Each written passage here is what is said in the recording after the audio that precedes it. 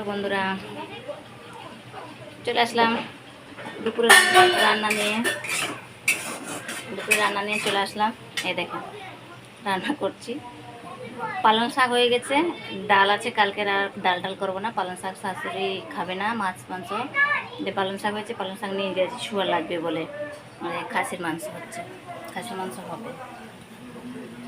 দেখেন খাসির মাংস হবে, এটা মুরগি চিলি চিকেন হবে। যে চিলি চিকেনে যে ক্যাপসিকাম ইয়ে করে রেখেছি, ক্যাপসিকাম আর এই যে খাসির মাংস এখানে ইয়ে করবো, তেলে দিব, এই যে খাড়া মশলা দিব, আর দেখো বাটা মশলাও আছে, আর মেখেও রেখেছি মাংসটা। এটা করবো, এইটা হয়ে গেলে